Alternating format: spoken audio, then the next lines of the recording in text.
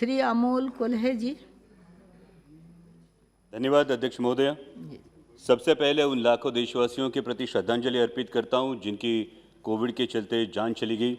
उन करोड़ों देशवासियों के प्रति सहवेदना प्रकट करता हूं जिन्हें हॉस्पिटल बेड, ऑक्सीजन या फिर इलाज के लिए दर दर की ठोकरें खानी पड़ी। और उन तमाम डॉक्टर्स, पैरामेडिकल स्टाफ, सफाई कर्मचारी और आशा वर्कर्स के प्रति कृतज्ञता व्यक्त करता हूं जिन्होंने इस संकट का डटकर मुकाबला किया। हम सब जानते हैं कि पूरे विश्व के साथ देश पर भी ओमिक्रॉन वेरिएंट का खतरा मंडरा रहा है और इसीलिए राजनीति से परे होकर हमें हमारे कोविड रिस्पांस का तटस्थ परीक्षण करना अत्यावश्यक है। हमने शुरू से ही इसे कोरोना के खिलाफ जंग कहा है और उसी दृष्टिकोण से यह परीक्षण करने का मैं प्रयास करूंगा।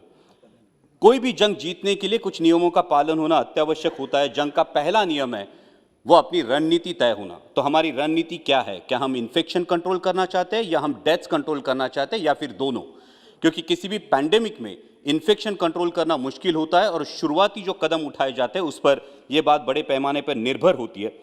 और इसीलिए इंटरनेशनल फ्लाइट्स पर रोक, विदेश से आने वाले यात्रियों की स्क्रीनिंग के साथ ही जरूरी है कि जो कोविड पॉजिटिव पाए गए हैं उनका जीनोम सीक्वेंसिंग किया जाए। और डेथ कंट्रोल करने के लिए अर्ली डायग्नोसिस और प्रॉम्प्ट ट्रीटमेंट जरूरी है, जिसके लिए ब्लॉक या तहसील लेवल तक आरटी-पीसीआर की लैब की सुविधा और टर्शरी केयर सिस्टम होना जरूरी है। जंग का दूसरा नियम होता है सेनापति का डटकर मैदान में खड़ा रहना। माननीय प्रधानमंत्री जी के नेतृत्व में हम ये जंग लड़ रहे हैं, तो मैं उम्मीद करता हूं कि आने वाले कुछ स्टेट इलेक्शन के बावजूद भी हमारे सेनापति कोरोना के मैदानी जंग में हमें डटकर खड़े दिखाई दे, न कि इलेक्शन रैलीज में। जंग का तीसरा नियम होता है a leader should lead by his own example. जब माननीय प्रधानमंत्री जी 17 अप्रैल को पश्चिम बंगाल में एक चुनावी रैली को संबोधित कर रहे थे, अध्यक्ष महोदय, उस दिन अपने देश में 2,61,000 केसेस पाए गए थे और माननीय प्रधानमंत्री जी की मौजूदगी में सोशल डिस्टेंसिंग और कोविड अप्रोप्रिएट बिहेवियर के धज्जियां उड़ते हुए पूरा देश टेलीविजन के माध्यम से देख रहा था। हमें सावधानी बरतनी होगी कि यह आलम दोहराया ना जाए। जंग का चौथा नियम होता है हर घटक की जिम्मेदारी तय होना। Health is a state subject कह के केंद्र सरकार अपना पल्ला नहीं झाड़ सकती, क्योंकि केंद्र सरकार ह्यूमन रिसोर्स और टेक्निकल एक्सपर्टीज के बारे में राज्यों से कई गुना ज्यादा सक्षम है। इसलिए आपसी समझदारी से आपसी जिम्मेदारी को तय करना होगा और उसी के साथ केंद्र की जितनी भी संस्था है, जैसे एम्स हो, एनसीडीएस हो, आईसीएमआर हो, हर इस संस्था की भूमिका और जिम्मेदारी तय हो। जंग का पांचवा नियम होता है आवश्यक आयुधों की उपलब्धता एवं तैयारी। हमारी टर्शियरी हेल्थ केयर सिस्टम सक्षम बनाने के लिए अध्यक्ष महोदय सिर्फ मास्क, वेंटिलेटर, ऑक्सीजन प्लांट या पीपीई किट आवश्यक या काफी नहीं है। उसके लिए बहुत ज्यादा जरूरी है स्किल्ड मैन पावर का होना। इस पर हमें ध्यान देना चाहिए और उसी के साथ डॉक्टर्स की ट्रेनिंग और अवेयरनेस भी जरूरी है, ताकि इनडिस्क्रिमिनेट यूज ऑफ मेडिसिन या पोस्ट कोविड या पोस्ट ट्रीटमेंट कॉम्प्लिकेशंस जैसे म्यूकरमाइकोसिस देखा गया और vascular necrosis of femur head देखा गया, इन कॉम्प्लिकेशंस को टाल सके। अब वैक्सीन की इंपॉर्टेंस हम भली भांति जान चुके हैं, लेकिन वैक्सीनेशन में जितनी देरी होगी, जितना विलंब होगा, उतना ही वायरस को म्यूटेशन करने का अवसर मिलेगा। और अध्यक्ष महोदय, ये बात मैं गौरव के साथ बताना चाहता हूं कि कोविशील्ड का उत्पादन करने वाली जो सीरम इंस्टीट्यूट ऑफ इंडिया, ये जो कंपनी है, ये मेरे चुनाव क्षेत्र में और सबसे ज्यादा वैक्सीनेशन का परसेंटेज जहां देखा गया है वो हड़पसर विधानसभा क्षेत्र भी मेरे चुनाव क्षेत्र में।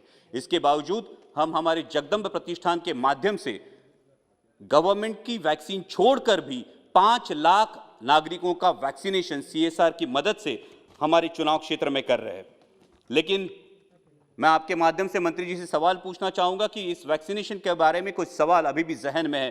पहला सवाल तो यह है कि सीरम इंस्टीट्यूट ने यह मांग की है कि दुनिया के कई देशों ने बूस्टर डोज रिकमेंड किया है, तो हम इस बारे में बूस्टर डोज के बारे में क्या सोच रहे हैं। दूसरी बात यह है कि कोविशील्ड लगने में जो अंतर है वो 84 डेज का अंतर है, क्या हम ये अंतर कम करके वैक्सीनेशन का दायरा बढ़ा सकते हैं। तीसरा क्वेश्चन है कि बच्चों में वैक्सीनेशन का क्या स्टेटस है। और जंग का छठा नियम होता है जो बहादुरी दिखाते हैं उनकी सराहना करना। मैं माननीय प्रधानमंत्री जी की, माननीय स्वास्थ्य मंत्री जी की सराहना करता हूं और उसी के साथ हम सब जानते हैं कि महाराष्ट्र बहुत बुरी तरह से आहत था, लेकिन महाराष्ट्र के मुख्यमंत्री माननीय उद्धव जी ठाकरे, डीसीएम माननीय अजीत दादा पवार और स्वास्थ्य मंत्री राजेश जी टोपे ने जो काम कर दिखाया है वो काबिले तारीफ है। और इसी के साथ कुछ प्रशासकीय अधिकारी जैसे हमारे औरंगाबाद तथा संभाजी नगर के म्युनिसिपल कमिश्नर आस्तिक कुमार पांडे ने सुपर स्प्रेडर स्क्रीनिंग से लेकर स्मार्ट एम्बुलेंस तक कई ऐसे कदम उठाए जिनको देश भर में दोहराया गया। हमारे मुंबई के कमिश्नर इकबाल सिंह चहल ने मुंबई की पॉपुलेशन डेंसिटी और केस लोड को मद्देनजर रखते हुए भी अध्यक्ष महोदया ऑक्सीजन की बिल्कुल किल्लत महसूस नहीं होने दी और एक सक्षम पब्लिक हेल्थ सिस्टम क्या होता है इसका उदाहरण पेश किया। हमारे पूना के डिविजनल कमिश्नर सौरभ राव ने प्रोएक्टिव मेजर्स लेके ड्रग्स और ऑक्सीजन की ऐसी उपलब्धता कराई कि आसमान को छूने वाला डेथ रेट उन्होंने बहुत अच्छी तरीके से कंट्रोल किया। इन सभी प्रशासकीय अधिकारियों, इन जैसे सभी प्रशासकीय अधिकारियों की मैं सराहना करना चाहूंगा। और सातवां और आखिरी नियम जंग का होता है जंग के अप्रत्यक्ष जो परिणाम है उनका ख्याल करना। जैसा हमने देखा कि कोरोना के चलते कई कंपनियां, कारोबार ठप हो गए। अभी आंकड़े सामने आए कि 20,000 कारोबारियों ने अपनी जान दे दी। कई कंपनियों ने अपने एम्प्लॉयज में कटौती की है। उनके भविष्य के बारे में हमें सोचना होगा। इस दौरान बैंकों ने ईएमआई में आम आदमी को कोई सहूलियत नहीं दी। अगर दोबारा ऐसे संकट का सामना करना पड़े तो इस बारे में सर्वांगीण विचार करना होगा। आज भी देश में ओमिक्रॉन को लेकर एक पैनिक सी है अध्यक्ष महोदया। मैं माननीय मंत्री जी से आह्वान करना चाहूंगा कि इस पैनिक के बारे में एक स्पष्ट सूचना अगर देश को मिले तो देश में जो कारोबारों में जो भी पैनिक तैयार हो रही है, आम आदमी में जो पैनिक तैयार हो रही है, उसे राहत मिले।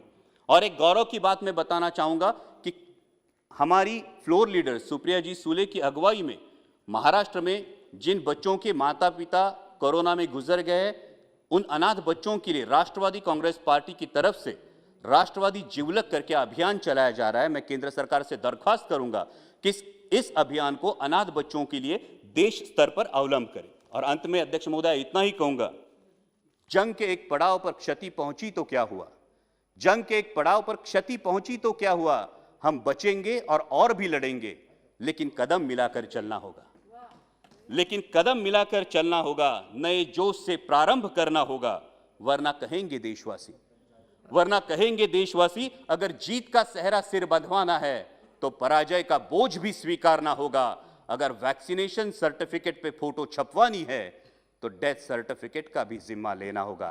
धन्यवाद अध्यक्ष महोदय।